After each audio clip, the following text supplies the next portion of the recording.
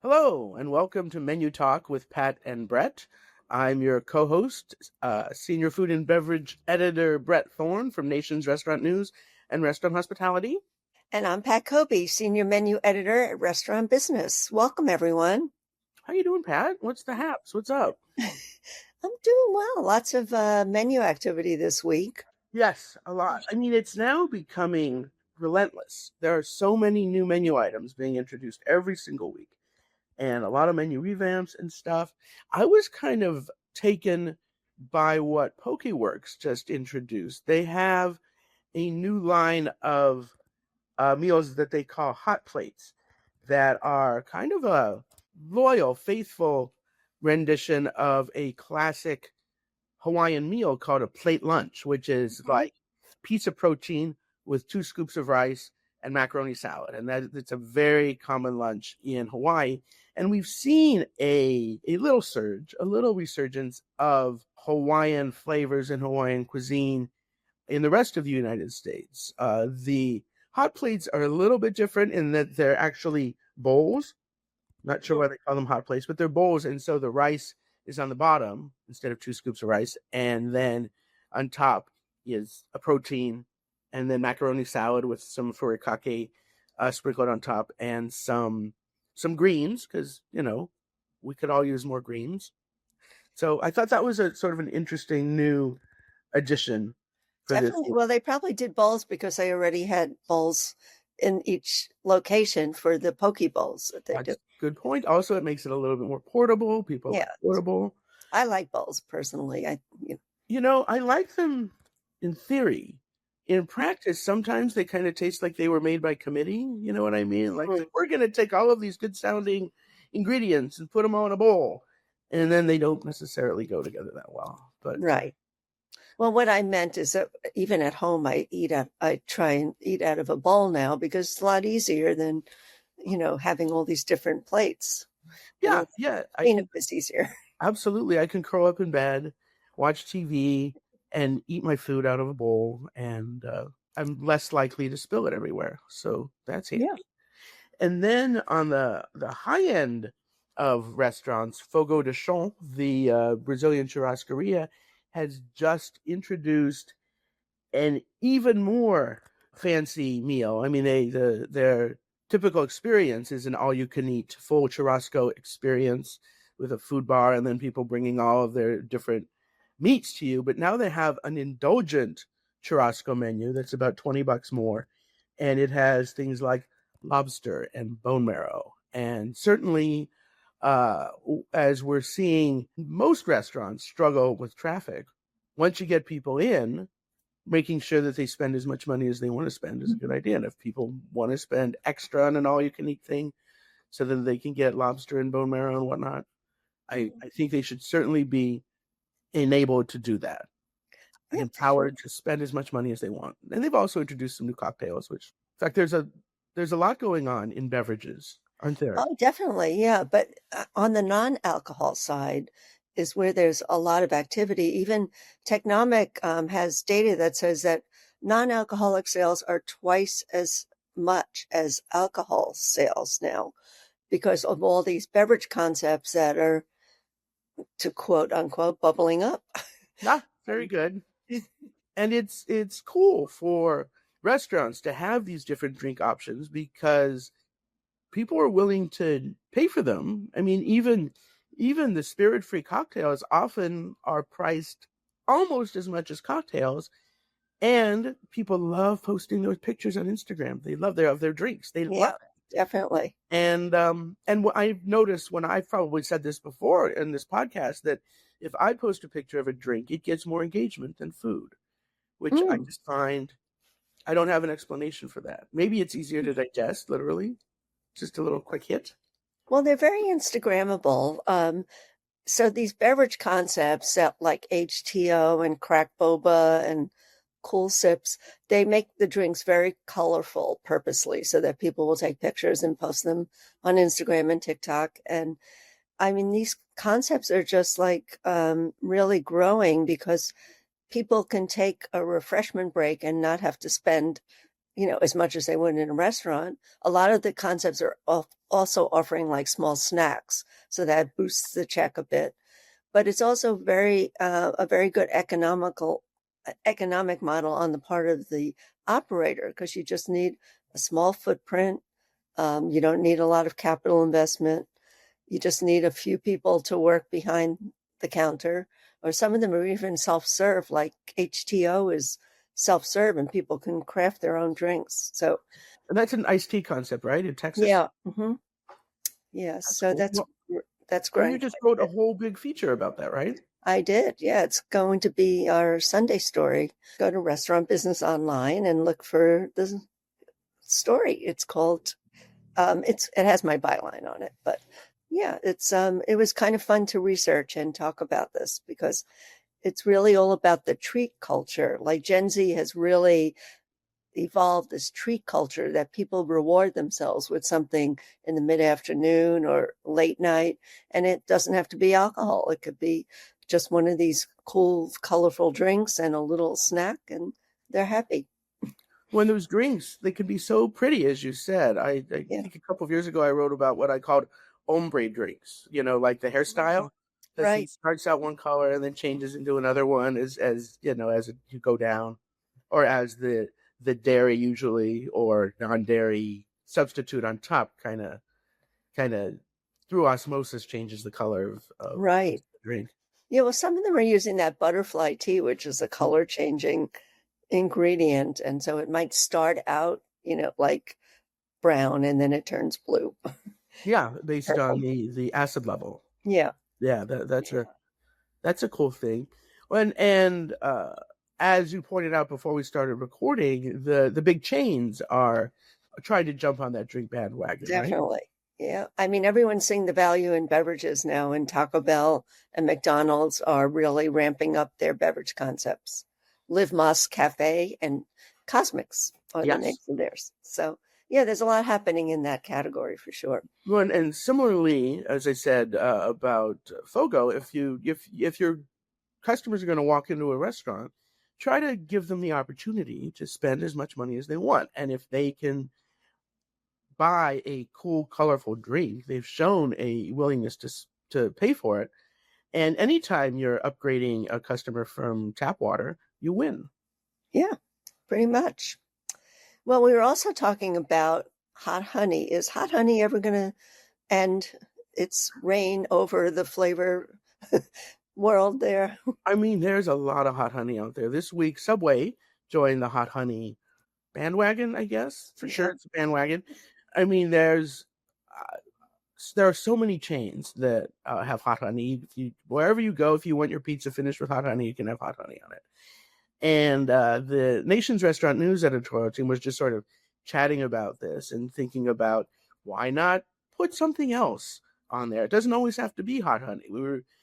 A couple of my colleagues were talking about how they love smoked maple syrup. You could do that. Do smoked maple syrup. Or another sweet and spicy thing. For example, Thai sweet chili. Delicious. Add that. Why is it always hot honey all the time? Or even like brown sugar with habaneros, some kind of combination like that. But hot honey is like the catchword now, and everyone seems to want it. But I think it's going to go on for another, I don't know how long, maybe another year, and then maybe we'll move into something new.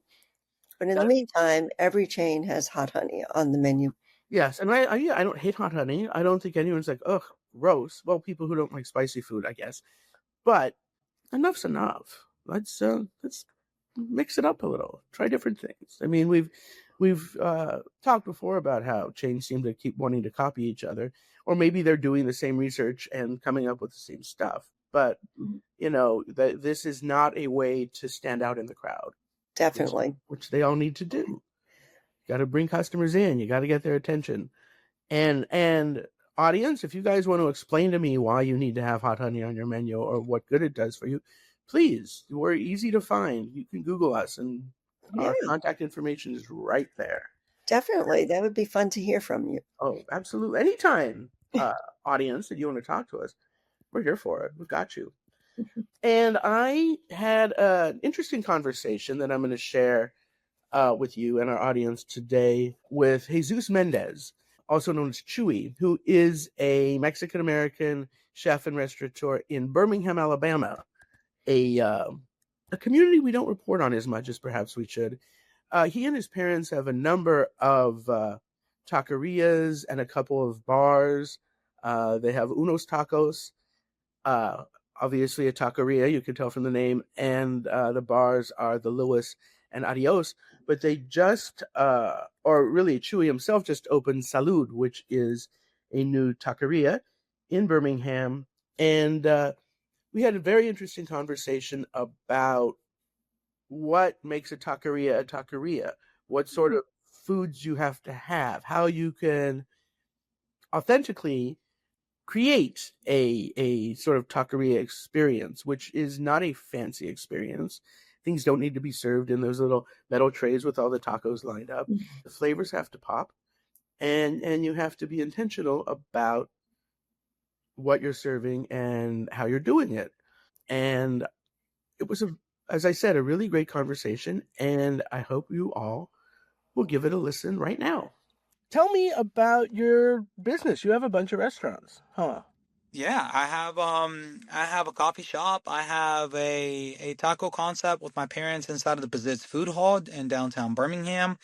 And as of now, we also have Salud Taqueria in downtown Birmingham as well. We're right in the financial, the loft and the residential and kind of the food district. I'm kind of in the dead center. So I kind of get a melting pot of everyone. I also have a cocktail bar with Jose Medina at Adios. And I have a cocktail bar inside of the food hall as well. Is that also called Adios, or it's a different name? That one's called the Lewis Bar, named after Louis Bazitz, who was the original founder of the Bazitz. I see. And you have Unos Tacos with your Mm-hmm. parent, right? Yes. And Salud Taqueria, which is your new place, Mm-hmm. and what we're mostly talking about today, right? Yeah. I mean, we can talk about whatever you want, honestly. Yeah, I'm down too. But let's talk about the taqueria. Yeah, man. The taqueria concept, I feel was I'm gonna give like a nod and be very fortunate that I've been in this type of industry, mainly because of my parents. I think the Dos Hermanos were kind of the first pioneers of Mexican food and food trucks like in 1996, 1997, and they've kind of allowed the rest of these restaurateurs or Mexican cooks to come out and kind of explore our cultures and our family recipes and our traditions in different fields, from restaurants to fine dining, food stalls. Now you have this taqueria in downtown Birmingham. Taquerias, at least in the South here in Alabama, I see them in areas like Hoover and Homewood, where there's a lot of Latino communities, but in downtown Birmingham, there's not. There's maybe like a Taco Mama, which is like a corporate taco chain. You got a Chipotle. You have a shift-driven restaurant like El Barrio, which is delicious as well. But I saw a window of opportunity, but also with a big risk of like, how can I grab my parents' recipes and with the things that I know on labor costs, food costs, developing teams, and also ingredients and quality control to provide a an atmosphere and an experience and an entree where everybody's down to eat and eat with their hands and get their hands dirty and have a variety of sauces and bring in new styles of cooking to the table, especially in downtown. And we opened it up with some pop-ups that started about 2 years ago. And me and my dad and my stepmom kind of just sat down and looked at like a recipe book of of everything that we have, from cochinita pibil to carne asada tacos to using different parts of a pig to do carnitas, and then suadero, which is like a beef brisket. And we played with everything, and then kind of just like studying Los Angeles taco culture, and then also now studying New York City taco culture.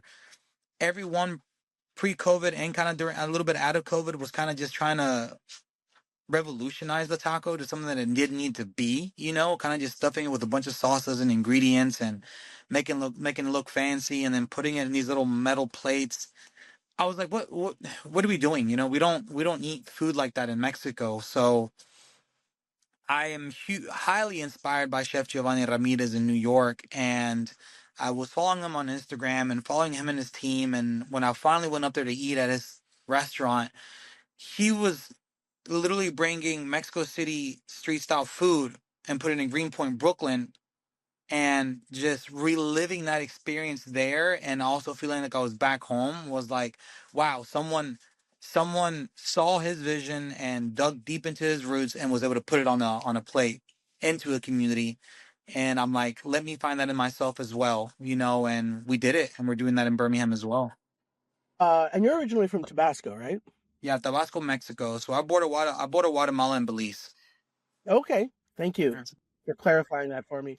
So, but you guys already have Uno's Tacos. So, how is Salud different from Uno's Tacos? That's a good question, and you can blame COVID for that. So Been COVID for a lot of things. yeah. So pre-COVID, me and my mom and my dad saw an opportunity for the stall that had just gone empty and had gone out of business. And I'm like, well, this is gonna be an easy build. The walls, everything, the electrical, the plumbing was already set. We just had to plug and play new equipment and put our recipes in. And Unos Tacos is actually more of my stepmom's cooking. So we have like I said, we have a recipe book of everything. And so like there we have barbacoa, which is also like a slow braised beef. We have pollo de tinga or chicken tinga, which is shredded chicken. We boil it down, chicken broth, aromatics, and then we pull it out, shred it, and then we cook it with some Roma tomatoes, chipotle peppers, a little bit of garlic. There we have birria.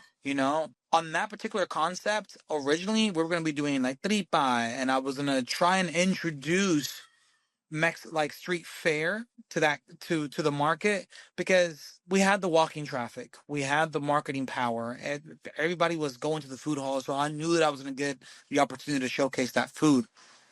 Then COVID happens, and that visibility, that walking traffic, that environment was gone. So we kind of had to just reinvent the wheel, restart all over, and I had to go more into a Tex-Mex direction, meaning that I had to, instead of doing Oaxacan and Chihuahua cheese, I had to go with mozzarella and Monterey. Instead of doing just street like corn ham and corn tortillas, man, I had to go to like crunchy tacos. I had to go to nachos. I had to go to build your own bowls. I had to rebrand the concept so it could survive. It was no longer, we had to lose the passion and give up and sacrifice the passion and the story to pay the bills, man, and kind of just stay afloat. And thankfully, like Birmingham came through and they made it happen. And we're going for 5 years now, and like our anniversary is actually the 22nd for 5 years being open. Times have obviously changed. The food hall is not as busy as it used to be, because I noticed the influx of people is more educated, they're more traveled, and they're being a little bit more, how would I say it, cautious on where they spend their money. And unfortunately, at least for us here in this market, they're not going to food halls as much. They're kind of going for a sit down restaurant, looking for an experience. They want to meet the operators, and they're still open to new entrees, which is what we're doing now. But they kind of want more security in a sense, and so that's why I'm always here, kind of just telling the story. I see. And so, Salud, when did it open? We opened up October 9th. The grand opening was, I believe, was October 28th of last year. So that is going back to your Mexican roots, right? Yes, that's going way more to the story of the taco. So when on at least for our recipes, I'm like, hey, we need to make different type of masas, nixtamal, and we chose the nixtamal grain, which is basically a pure corn tortilla before it goes into the processed version where it gets a white corn tortilla. We leave it in its original coloring. We leave it with the tortilla itself has a lot of texture. It doesn't break apart. We don't do the double tortilla like most places do. We just do one. We do it in house. So I literally have two Anas, and I have a little lady named Maggie and my mom when we do pop ups, and we just make the tortillas masa in hand, put it in the machine, and it produces like 600 tortillas a day. Then from there, we actually started with just three meats, because we didn't, as we were developing the project, I wanted to really focus on quality ingredients, and most overall consistency. I didn't want you coming in one day and the next day it being a whole different thing. I took on the challenge of putting pastor al trompo. It's a poblano recipe, meaning it's coming from the city of Puebla. That originally came from the Lebanese during that migration of the 1800s and no, of the early 1900s. And the Mexicans kind of just saw it and they were like, hey, well, let's change the recipe and I guess make it better. So there's always going to be that conflict of like who created the pastor and who didn't. But I'm going to lean towards where it originally came from and I give them their respect. We kind of took it, you know? So every single day, I got my cooks just grabbing a beautiful cut of pork shoulder from Evan's Meats, and we slice it about 8 millimeters, and then we put a little bit of salt. And I'm actually today, it's time to do the new marinade. We play with guajillo peppers, Nuevo Laredo peppers, puya peppers, just to create character, spice, and overall just a complete flavor profile when I make the pastor. I add other aromatics. I actually don't do cinnamon like a lot of people do. I add a little bit of molasses. So when it's on the pit, it kind of just creates this golden caramelization and it kind of just marries all the other chili peppers together. And we do about 40, 50 pounds a day and we sell out around 6 p.m., 7 p.m., even way before we close.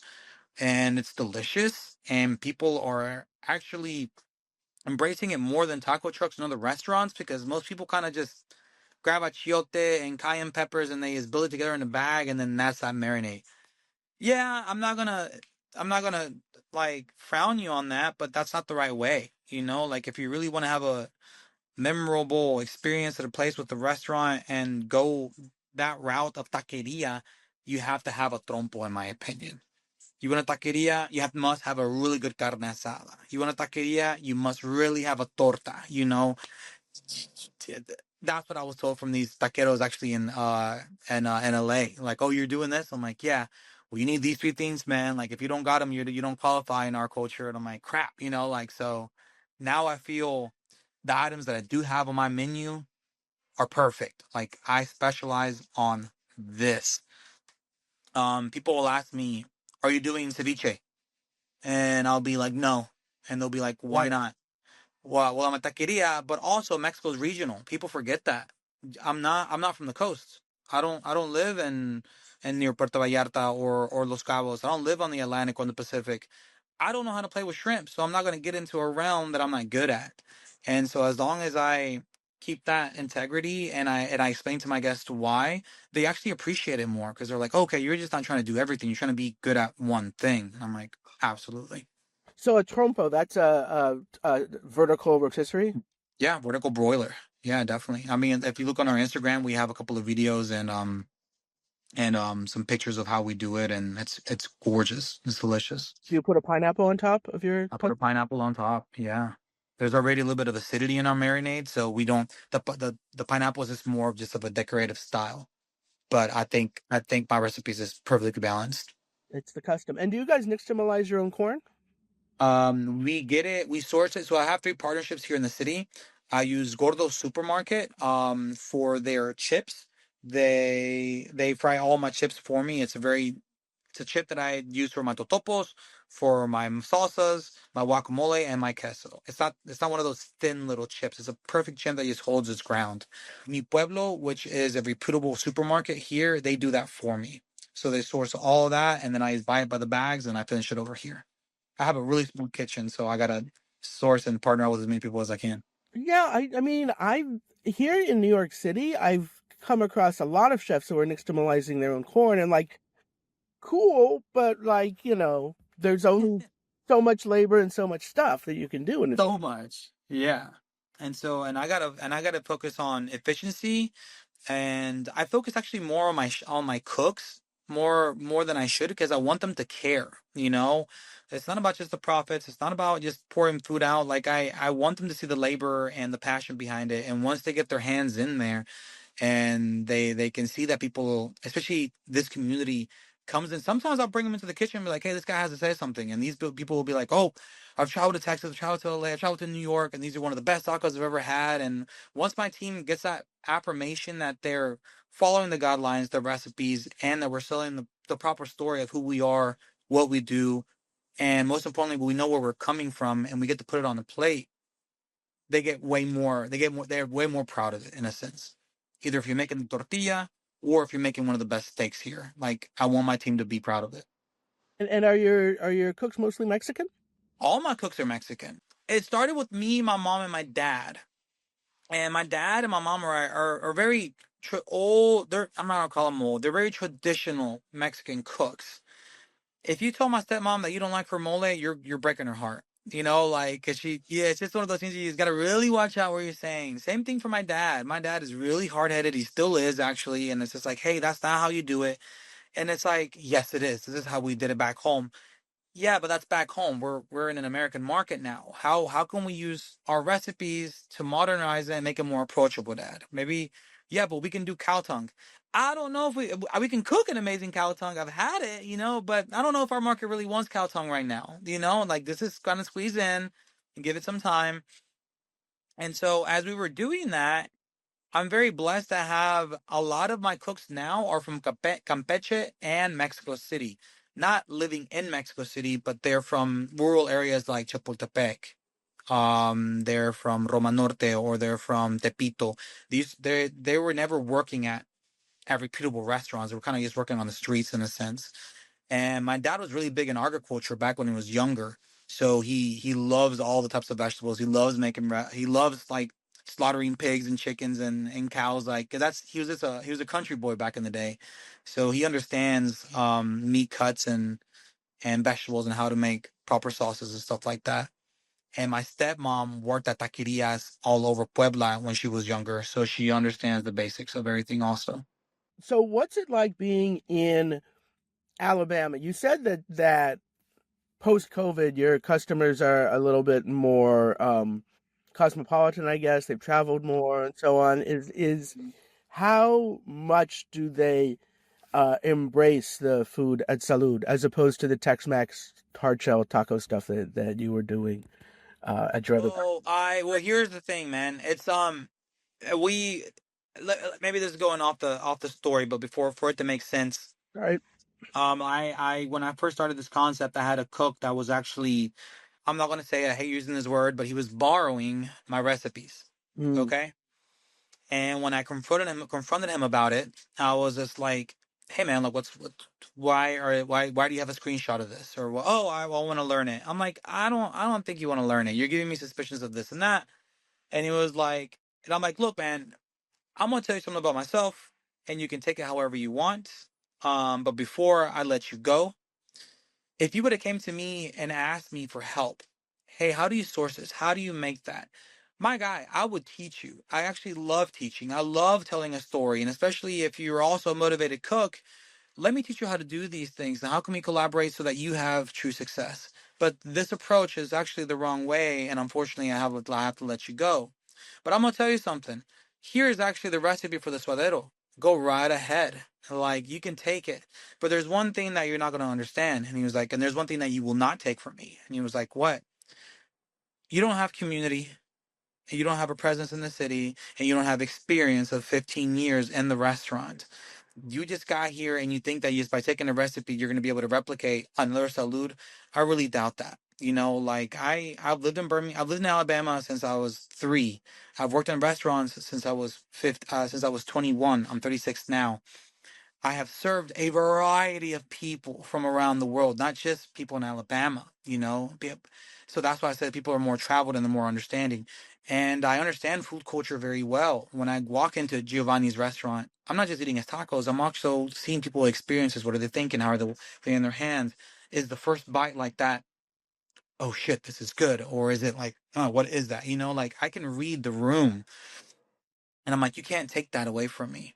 And so putting it here in Alabama, when I was making Salud, I'm like, all right, I know my food is good. I know that when they get that first bite, they're going to be like, damn, this is good. Now my job is to keep them there. Now my job is to retain them. Now my job is to make them take a picture of the food with the background of the space. Now my job is to make sure the air conditioning is right. It's an overall understanding of what downtown Birmingham is, with a blend of my experiences and kind of analyzing and studying what is the new culture, what is the pop culture, what are people listening to, and what are they eating, and how do they want to eat it. And me being on the floor, especially as I develop my front of the house and I develop my managers and I continue like telling my story, there's actually a new trend of it, and I'm not the only one. I went to this taco central, look them up, and because I've never been to San Diego, and when I went to look at the taco culture over there, out of the 5 restaurants that I went to that were inspiring me, only one was like, oh shit, he sees it, he gets it. Everybody else was kind of just tossing it up in the air, and the food was okay, but just things were missing. And at Taco Central, the guy, the vibe, the service, the layout, the music, his approaches to the guests, the storytelling of the food, and him like showcasing his chefs and his cooks, like, hey, this is how we do that, and he was super proud. I'm like, man, like I am doing something right. It gave me affirmation that people are embracing what we do, how we do it, and why we do it perfectly fine, as long as we are willing to, as long as we know how to tell our story, and as long as consumers and guests like you are willing to listen to our story. It's important what you said about recipes and how, people think that's it, and that's not remotely it. What is really essential is operations, and that's Yeah, something that we have experience with, obviously, and and systems. Yeah. all of that. And yeah, go ahead and take my recipe. Your food cost is going to be 82%, and you're doing, you have to understand all of that. So do you do anything to Alabamize your Mexican food? Like, I don't know, use local produce, whatever, or are your customers? Absolutely. My main meat distributor right now is Evans Meats, and he serves all of the Southeast. His meatery and his butcher shop is actually less than a mile away from me. I don't like to use big corporate places like Cisco or stuff like that. I mean, I get my salt from them and I get my to-go cups from them, but my local produce is actually from a farmer's market. And there are some farmers that are based out of, I think, northern Alabama and in Mississippi, and they have their farms. So I source my tomatoes, I source my cilantro, and I source my green peppers, my bell peppers. Like here, let me show you my. So I'm actually in my. I got my own little like supermarket down here. Wow. So I source because I'm such a small restaurant, but I have so much volume that I have to be accessible to everything. I source all my produce from local farmers at the farmers market here in Arkadelphia, and a lot of my tortillas and my chips I source from local supermarkets because of the quality that they carry. Sure, makes sense. And business is good? Business is really good. I'm really blessed. Yes, What do you have planned for the future? Are you gonna hang out in Salud for a while and keep it going? You got plans for, I don't know, expansion, whatever? I do have plans for expansion. We as I build the brand and as I go on this new trend of what taquerias are. Like I said, there's taquerias all over Hoover. There's taquerias all over Homewood, but my people are kind of just competing with each other, serving the exact same taco. you know when they saw that I'm making a handmade tortilla and that I'm giving you a heavy protein taco with nothing on it, people were always confused. They're like, wait, where's my cilantro, where's my onions, where my sauce is? I'm like, bro, I'm not touching any of that. There's a salsa station right over there because that's how we eat in Mexico, and you can do whatever the heck you want with your taco. And as they did it, they loved it. Like if you look at our Instagram, people are just creating their own taco on their own, and they love that liberty. If they want it spicy, make it spicy. If they want a heavy dose of cilantro and onions, that's kind of weird, go right ahead. You can do what you want. If you just want just the meat and tortilla, perfect, because that means that you actually enjoy the quality of the tortilla and you can taste the flavor in the steak. So as I'm reinventing the taqueria concept with my past experiences, I'm looking at markets like Tennessee. Like I love Chattanooga. I feel like I could do very well. We actually have a pop up at Coral Club in Nashville in 2 weeks, and I think Julio from Maíz de la Vida is doing amazing things. I think Eddie from Alebrije is doing amazing things as well. He's grabbing family recipes. He's grabbing traditional Mexico City recipes as well, and he's telling a story with it, with his experiences. And I feel like there's also an opportunity to keep pushing that taco concept the way that I'm doing it. So we're doing a pop-up April 10th, World Club. I'm gonna take my team. I'm taking my pastor because I feel like I'm gonna knock it out of the park. I'm gonna take my suadero. which is something completely different than everybody's eating. Very proud of my chuck roll cut that I'm getting from Evans Meats. And my marinated recipe is amazing and it's delicious. I know I'm gonna kick ass with that. I'm taking my tortilla lady, to make the tortillas in front of people, and I'm gonna just give the Nashville people the firsthand experience of like, this is how we eat tacos in Mexico, but with quality and the right sauces and the presentation, and we get to speak English. Like, that's gonna be crazy, like. So I want to see what Nashville thinks about my food, and if I'm looking at locations in Nashville. Actually, I've got brokers over there. I don't think I can do another Salud in Birmingham, Alabama. I believe Salud belongs to Birmingham, and they don't need two or three. And just it's its own destination spot right now. I don't think I will go to any other markets in Alabama for the time being. But I think it's time for me to take that next leap and that next phase of my career into bigger markets, for sure. So is that why you're doing pop-ups in other cities, to sort of scout out those cities? Not to scout out the cities, but to see, is my food embraced and what is the reaction? Because if people are like, wait, I've never had this before, wait, I'm really enjoying it, it opens up that door to be like, okay, there's a market for this.